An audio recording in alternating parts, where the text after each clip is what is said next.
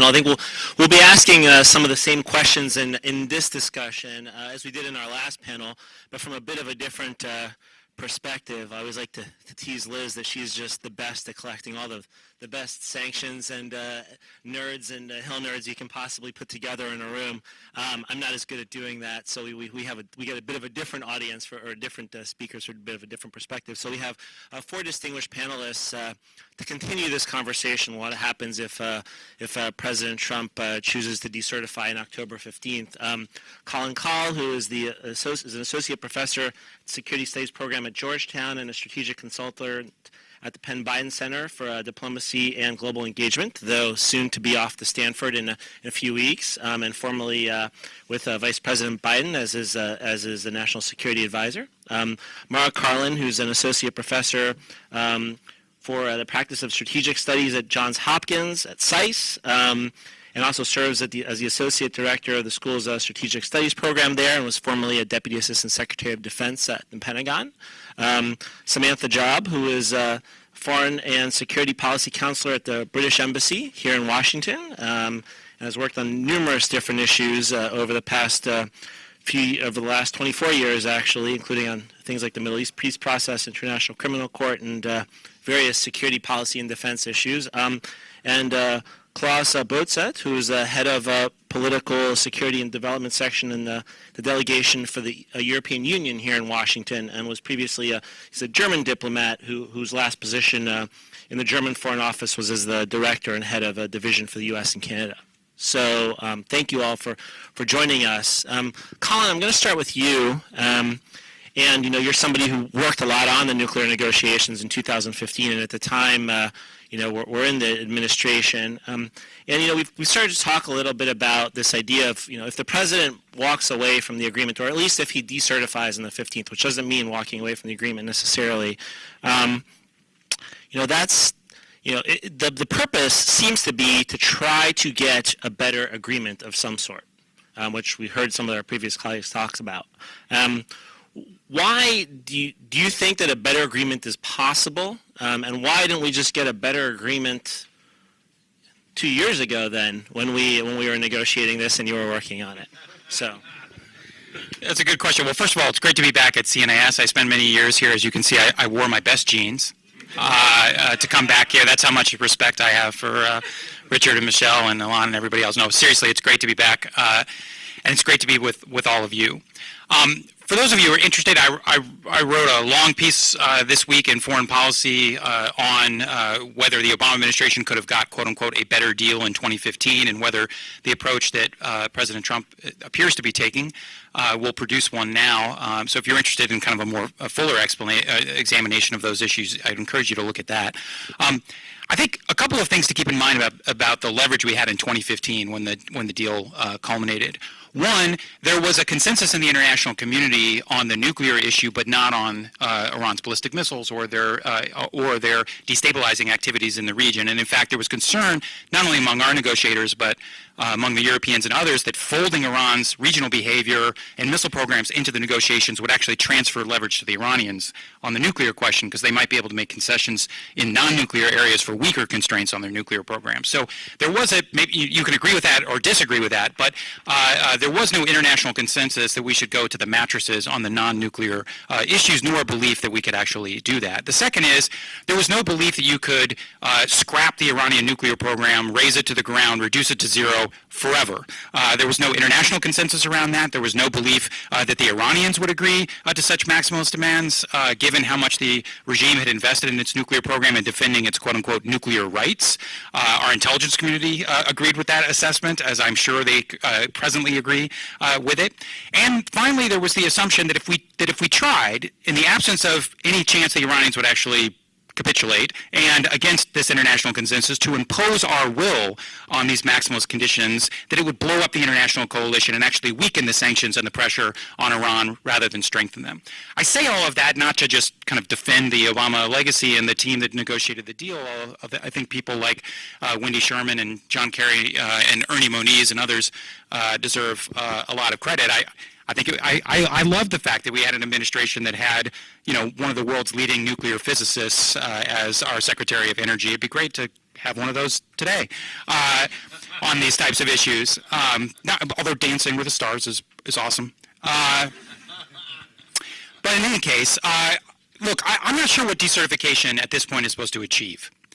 If the goal was to get people fixated by creating an artificial crisis and then making sure that the Europeans said the right things about the willingness not to reopen the deal but to talk about supplemental arrangements, then mission accomplished. All right, the Europeans have said they're open to supplemental arrangements to address sunset issues, ballistic missiles, and other things. As long as we don't blow up the deal and the Iranians are in compliance with it, then we can have a conversation about it. So if that was the purpose of putting decertification on the table, I think the administration should just declare victory. At this point, there's zero benefit. None, to continue to play chicken with the deal. All it does is make us look like we're entering into whatever negotiations in bad faith by conjuring up a crisis that doesn't exist. And even if one thinks that the deal lacks 10 or 15, in 10 or 15 years from now, the deal falls short, why would you bring that crisis forward in time by a decade for completely gratuitous reasons? So there's only risk, no reward to decertifying at this point. That doesn't mean I don't think Trump will continue to certify. I think he will decertify, largely because he has an irrational hatred of the deal. He has a foreign policy desire to essentially rip up anything that Barack Obama did, and he feels like this is a campaign commitment. And I think if you watch the body language of Jim Mattis today up on the Hill, it's clear that essentially his cabinet doesn't want him to decertify, but they kind of feel like they have to give him an option to decertify and then pretend that he didn't really decertify it and protect the deal in other ways. I think that's an extraordinarily risky gambit. I don't see the value in it. I guess I understand the psychology of it if you work for Trump, but that doesn't strike me as a good reason to do it. So I think instead a sensible administration would try to stabilize the current deal and the consensus around the deal, and then build from it. The last point I would make, though, is how do you build?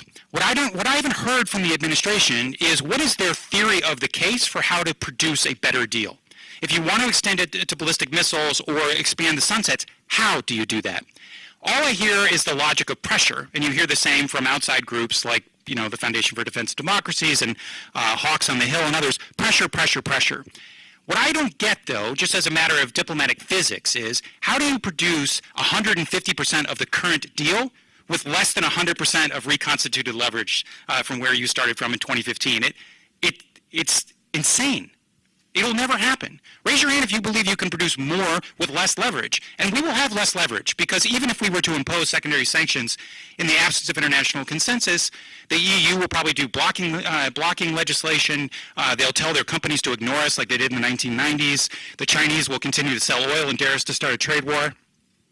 Or maybe they won't. Even if we got back to close to 100%, you're not going to get a better deal even with all the leverage you had from before. So I'm not sure what their theory of victory is. I worry that they may try to fill that leverage gap with military threats, which could take us down a very dark path, which I'd be happy to talk about as the guy, along with Ilan, who oversaw the war planning on Iran during the Obama administration. But the last point that I'll make is Iran is a proud nation, and their pride has been poked at by making public threats against them in the way that Trump has. I think it's only a matter of time before he comes up with a taunting nickname for the Supreme Leader. Maybe we can run a contest on what that should be. But in any case, they're not going to buckle simply under pressure, and they're not going to accept more constraints on their program for less or the same benefits. You're going to have to come up with a more for more framework. So is the administration willing to put on the table the primary U.S. embargo? Are they willing to allow Iran to get access to the U.S. banking system to facilitate international transactions? Are they willing to do that? Are they willing to explore generalizing aspects of the JCPOA regionally to allow the Iranians to save face so that the constraints don't just apply to them? Are they willing to explore regional arms control agreements so that other countries with ballistic missile programs also face certain constraints? Because after all, the Iranians have ballistic missiles for a conventional retaliatory capability, not just for a potential nuclear program. Are they willing to do all of those things? Because if they're not willing to do a more for more approach, the possibility of successfully doing a supplemental agreement is zero. Zero. And instead, we'll just have a manufactured crisis that brings forward in time a crisis by more than a decade for no reason when we've got a lot of other things that we should be focused on. But other than that, it's a great strategy. Thanks, Colin. I think it's pretty clear where your view is on this. You know, Mara, I want to turn to you next. And you just got back from the Middle East and spent a lot of time at the Pentagon working on Middle East issues. So one of the big critiques and the concerns you hear about the agreement, in addition to this question of sunset, is this question of, the agreement takes away our options for pushing back on Iran's behavior in the region. And I'm wondering if you agree with that, or if there are things we should be doing that we're not doing to push back on Iran in the region right now, and how we should be thinking about this separate challenge, in terms of Iran's meddling in Syria, Iran's support for Hezbollah in Iraq. We were just talking actually before about Iranian influence in Iraq or even Yemen, and how we deal with that question. Well, thank you. It's really a treat to be here also. I might start with a little bit of history. When I think about the conversations that I was having at the Pentagon 10 years ago, either in the building or with U.S. partners in Israel or across the Gulf, it was dramatically different than it is today. Frankly, the issue of military force was at the top of everyone's mind, and it wasn't really a question of if, it was a question of when. And the fact that 10 years from now we're sitting here having this debate is really extraordinary. And I do think it is worth us just taking a moment to appreciate that we haven't had to see a use of military force, that in fact all of the progress that we had seen Iran make back, say, in 2007, 2008, quite substantial amounts of it have been stemmed, and that instead we now have the opportunity to focus on the other issue related to Iran, the bad behavior, if you will. We have seen at various moments different U.S. administrations kind of invariably kind of mixing up the nuclear file and the bad behavior file. And in many ways, I think we're a little bit lucky that we have a period of time to finally focus on the bad behavior in a serious and meaningful way. And so just look at the conversations in the region right now. This is not at the top of their list. When you look at security officials, whether in Israel, when you talk to defense planners in places in the Gulf or in other places, this is not the top thing that they are worried about. They're worried about all sorts of other hideous things, right? ISIS 2.0, Syria melting. There is no shortage of things, to say nothing of the politics, of course, right? Gulf disunity, embargo of Qatar, et cetera, et cetera, et cetera. But the fact that this does not have to be number one, top of the priority list, the way it was 10 years ago, is actually a very, very good thing, I would argue. So all that said, what does it mean for U.S. options to deal with the bad behavior file? Because if you look around the region, we can just take a couple of examples. We see that the Iranian kind of efforts are going pretty well for them, and much less so well, I'd argue, for kind of the U.S., the Europeans, kind of all of our partners. We see this, of course, foremost in Syria, where, if you had said a couple years ago that Bashar al-Assad would still be sitting there and indeed would have done quite well, comfortably, thanks to, his great assistance, Hezbollah, thanks to Russia, and obviously the IRGC, I think we all would have hoped that you were wrong, but such as it is, this is where we are.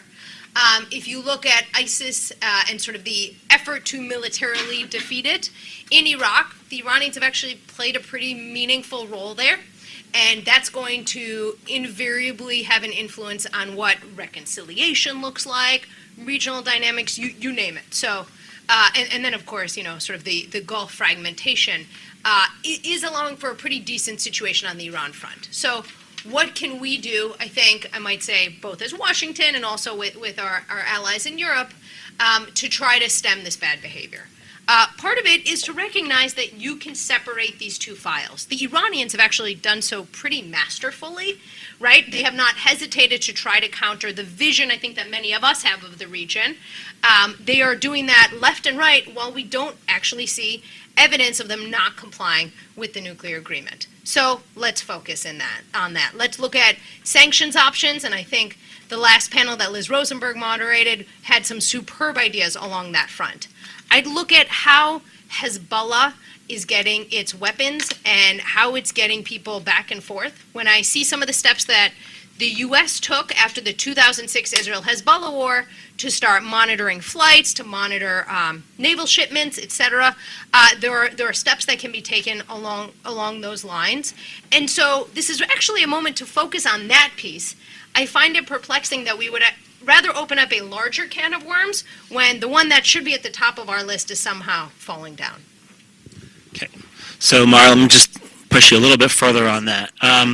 So we're talking about, maybe you can, if you have other specific ideas, we're sort of talking about interdictions, pushing back on support for Hezbollah, any other specific sort of military or intelligence actions that you would recommend, or things that we can do, or even how we posture ourselves in the region when we talk about this to try to get at that? Absolutely. So let's just look at shipments to start with. You can start pushing really hard on flight manifests across the region, and we had success doing this after the 2006 war. So there is a precedent. You can start pushing back on naval shipments. Frankly, to the extent we can get the Gulf states to bias towards cooperation and collaboration rather than disunity, that also works more in our interest. So exercises around the Gulf, intel sharing, cooperative agreements. You know, when I look back at the fights that were happening in, say, summer 2007, the Gulf states in particular were standing up saying we have to deal with this nuclear piece. Given that now we don't need to think about it in the same way, they also have an interest in prioritizing the bad behavior. So you've got that piece, you've got the sanctions piece, of course, and frankly, trying to make things as painful on Hezbollah as possible. Hezbollah has been able to use Syria as this tactical and operational playground. It's been able to learn how to project power, unfortunately, pretty well for those who are opposed to its mandate and to its mission. So looking at how to weaken it, the fact that it is getting desperate for money, pushing harder on IRGC, taking this as an opportunity for Washington and our European allies to work in particular on that piece of it. You know, criticism of the nuclear agreement by saying it doesn't deal with the bad behavior piece ends up being pretty superfluous. It's not what it was intended to do. These are mutually exclusive. It doesn't mean we can give a pass on the latter.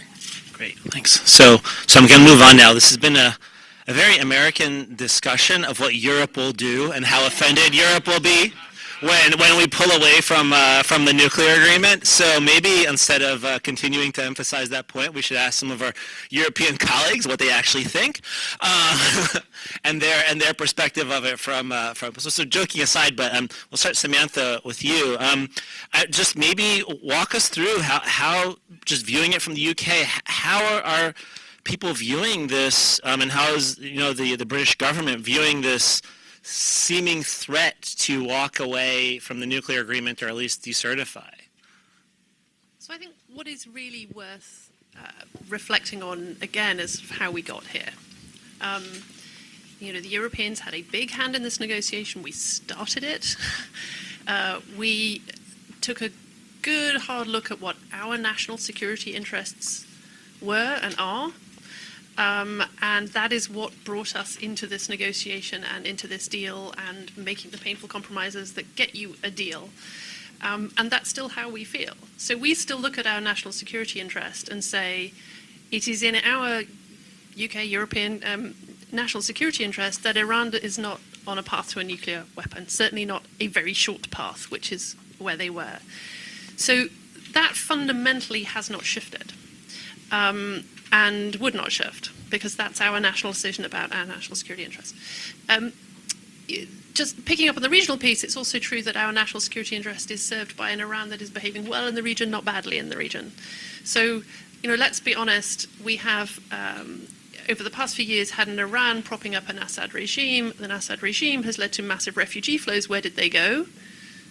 They came into European territory. So these regional actions and interplays of all of these issues are massive security issues for us, national security issues for us too.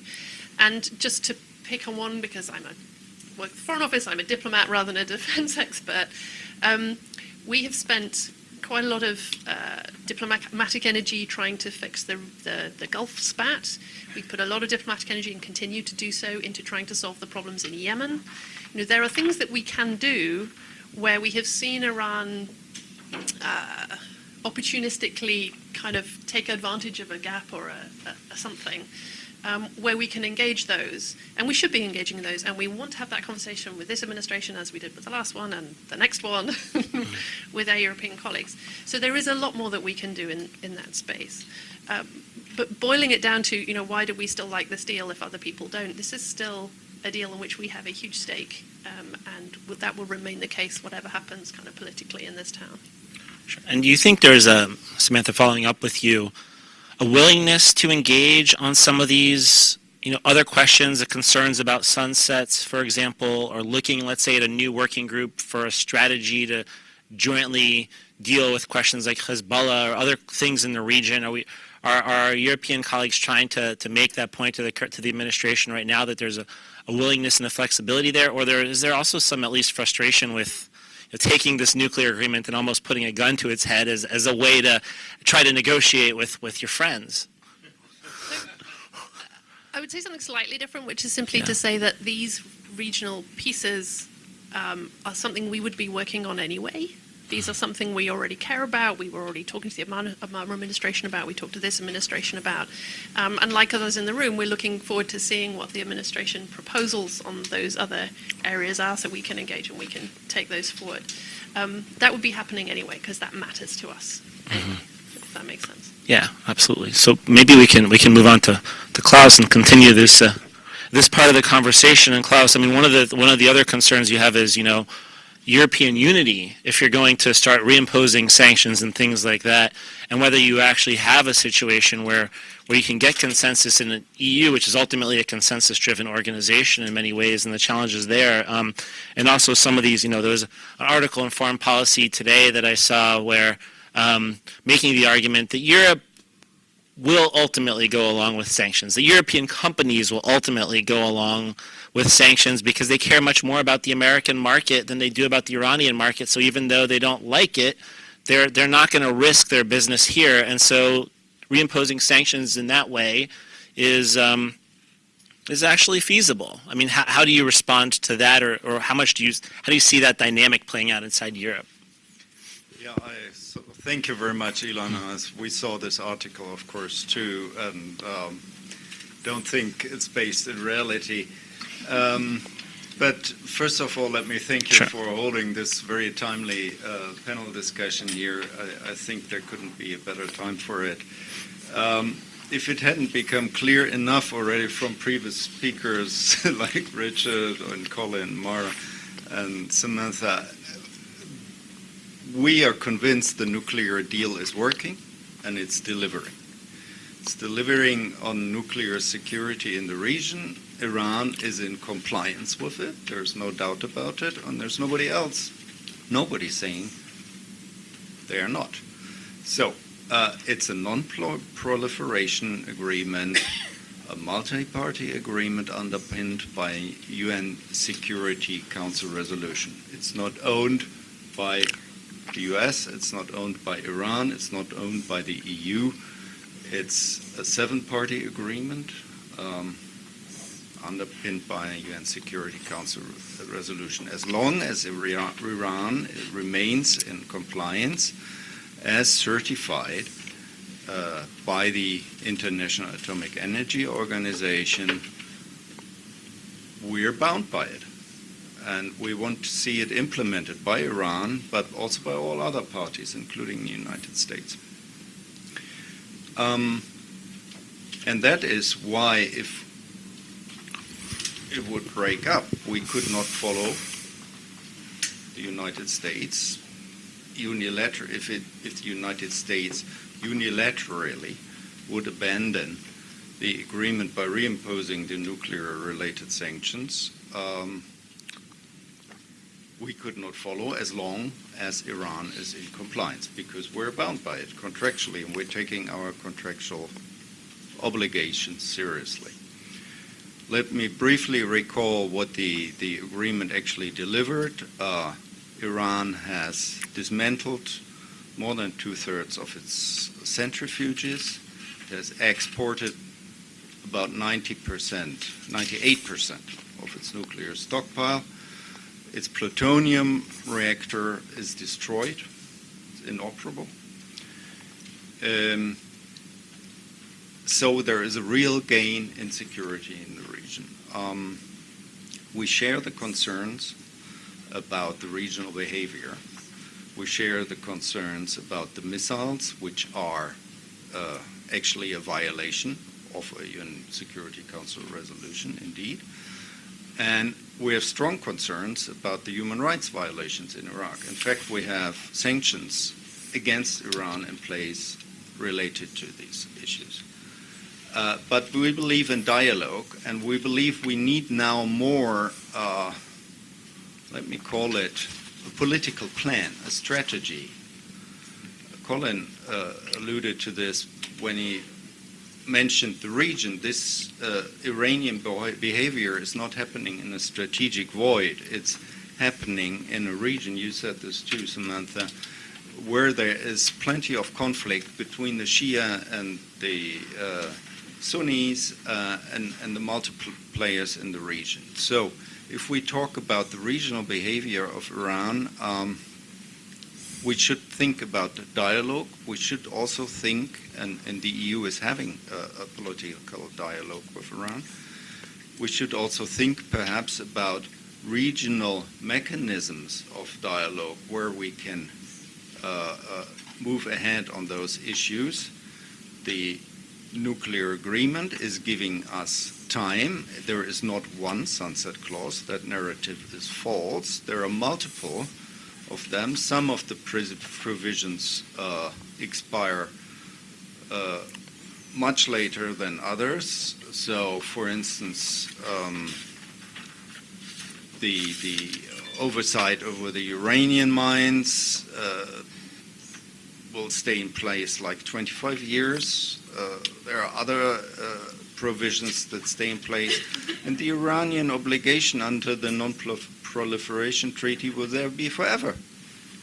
They have signed. They never will have an atomic weapon. Then they are subject of inspections of the IAEA under the NPT. So we have some time, and we should use this time for trying to think a bit out of the box and not only look at nuclear sanctions as the only policy tool available.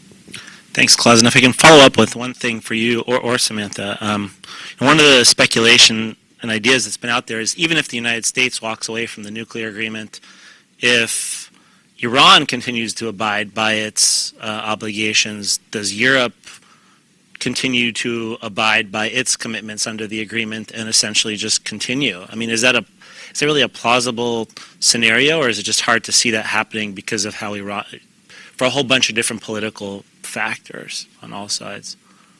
Well, as I said, as long as Iran is under compliance and as certified by the IAEA, the EU is bound by the agreement.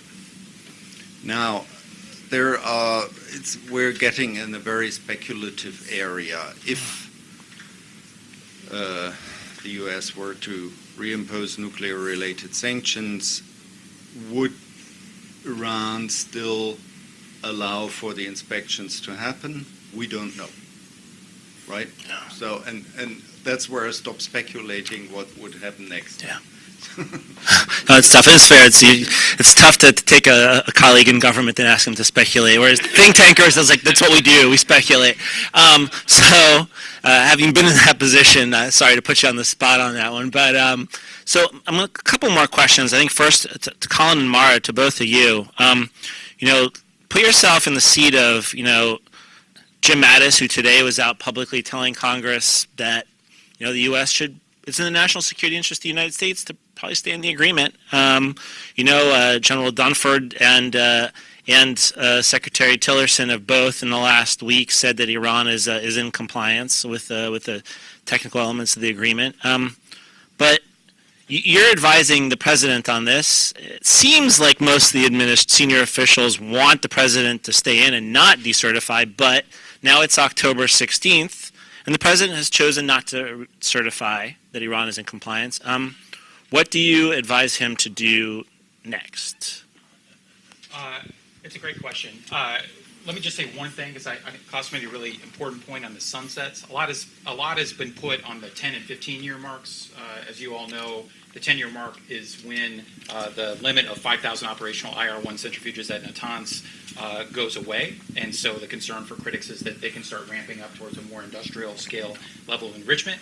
At year 15 is when the 300 kilogram limit of low enriched uranium goes away. That's about 1/4 of what you need for one nuclear bomb, so you can't produce a nuclear weapon with 1/4 of material. So the question then is, once they're able to grow their stockpile and have more advanced centrifuges beyond year 15, does that raise a breakout risk? I should say, though, that the additional protocol that Iran signed up for, and it will become permanent at the point that we lift permanently our sanctions, which is at the 8-year mark of the agreement, allows for intrusive inspections forever. And just as a point of fact, there has never been a country in the history of the nuclear age that has built a nuclear weapon under the additional protocol. So just a data point, it doesn't mean it can't happen, but historically it's never happened. So this is a pretty good deal. Even as it currently stands, which is all the more reason why you shouldn't blow it up or run any risk of doing that now, especially when we have a no-kidding nuclear crisis with North Korea. And one, you mentioned Dunford, Ilan, and sorry to bring this in, but one of the things that General Dunford said is, look, if we walk away from the Iran nuclear deal, it's going to be hard to convince the international community we'll stick by our obligations under any other arms control arrangement, to include towards North Korea, which strikes me as an own goal of catastrophic proportions. So, in any case, but I still think Trump will decertify, because I think he's hell-bent on doing it for the reasons that I said before. At which point, I hope that there is a unanimous voice coming from not only our European friends, but from the likes of Mattis and Dunford and Tillerson and McMaster to the president, that the White House send a very clear signal to Republican leadership in Congress not to reimpose the nuclear-related sanctions. That even though we decertify, that we not take steps that affirmatively violate the deal, which could bring the whole thing falling down like a house of cards, which would allow Iran to resume its nuclear progress, or would isolate the United States rather than isolating Iran, which is the exact opposite of what we should be trying to do if we want to address these other issues. So I hope that there would be kind of a unanimous sentiment. The thing I worry about, though, Klaus, you mentioned there's foreign policy piece, are people like Richard Goldberg who actually want the Congress to reimpose all the nuclear-related sanctions and to put a complete and total economic embargo on Iran, even more draconian than we had before. And so there are voices, hardline voices on the Hill. Goldberg used to be a senior staffer on the Hill, who will argue for this. There are also the John Boltons of the world who are pushing the administration to just blow the deal all up together so that they can have that war they've wanted for the last 10 years or so. So I don't think we should fool ourselves into believing that there's all this reasonable conversation right in the middle, the fat middle of this is actually a bipartisan agreement on how to improve the deal. That's poppycock. There are a lot of opponents to this deal, and I see decertification as a Trojan horse, frankly, for a lot of those arguments by people who really aren't on the level and want to take this deal down and use decertification as the wedge to accomplish that. Thanks. I might add just a couple points to Colin's superb soliloquy. One is that I hope the day after that not only are we hearing from folks like Mattis and Dunford internally and the Europeans externally, I also hope that we're hearing from the Israelis and from the Gulf states. It's interesting, if you look at comments, say, by former Israeli National Security Advisor Uzi Arad, these are not really left-wing hippie liberal types, right? And the fact that they're saying, hey, we want to keep this is pretty meaningful. Not just folks sort of who are up here. So I would add that to the list. In terms of what happens the day after, really, the bureaucrat in me wants to say, well, actually nothing, right? But then after it does go to the Hill. And what I find most worrisome, to add to Colin's points, is it then becomes very, very politicized. And I think there's nothing that worries a policy wonk more than politicization. So, a slightly different question for... Could I just pick up on that? There's a Sure. question about how this looks overseas, which may be what you're about to ask, which is this conversation about, is it the president who decertifies or is it Congress who decertifies? It's a very Washington bubble conversation. How does it look when the US doesn't stand behind the deal? How does that look in Europe? How does it look in Tehran? How does it look in Beijing? How does it look in Moscow? It's worth just stepping back and saying, how is that look, how is it received, and what are the consequences of that before. And we could spend all day, as you started that conversation in the last session, going down the rabbit hole of precisely who does what and how many votes and within Congress. But there's just a sort of, what is the US doing? Which I think it's worth thinking through what the impact of that might be. So why don't you follow up and answer your own question? It wasn't going to be the one I asked, but at least but it's a really good question from the UK perspective. How does that look the day after? Ultimately, what happens will be judged by response to the deal and commitment to the deal. Mm-hmm. And that's what people are going to look at. So there will be the technocrat answer. Has decertification happened by one of the formal kind of criteria? Has that led to a breach in JCPOA by formal criteria? And then there is the political answer, which is the US standing behind its commitments? If somebody goes to Congress and says, we don't think it's in compliance, we don't think it's in line with our national security, whatever it might be, what message is that sending? And what are the consequences of the message that is sending? So Klaus, if you had something to add, or I was going to ask. Sure. Sure, I was going to ask a question to both of you. I wouldn't ask you to advise our president, but like my colleagues over here. But in terms of advising, your own governments and thinking through what kind of, because I think that the interest of our European allies, it's very clear from what you've expressed, is to preserve the agreement. And so the day after non-certification, what steps can Europe take to try to encourage the administration or think through in terms of preserving the nuclear agreement, and also just more broadly in terms of pulling back from that, just to maintaining, its interests with regards to Iran and its own concerns with regards to Iran? Let me try. It's really from the European perspective, as Beth said, Samantha, sorry. The decertification is a Washington process. It's politics over here. It doesn't directly impact the compliance with the JCPOA. The question is, what impact does it have on the U.S. policy? If the decertification happens, what we don't know. We've talked to many people, right? But nobody could tell us what the president actually will do precisely. So we'll see what he will do. And then the question is, will the nuclear sanctions be reimposed or not, or partially?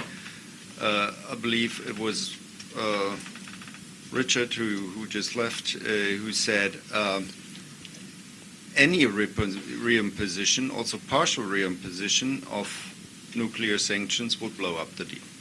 And then we have all the problems. So it's, from our view, the top priority is that the deal is maintained as long Iran is in compliance with its obligations according to the deal, and this is the message we're constantly giving to all decision makers and political players here in the U.S. So I think with that, what we're going to do is open it up to questions. So if you have a question, please raise your hand and wait for, I think a microphone is going to make its way over to you. Why don't we go right over here up near the front.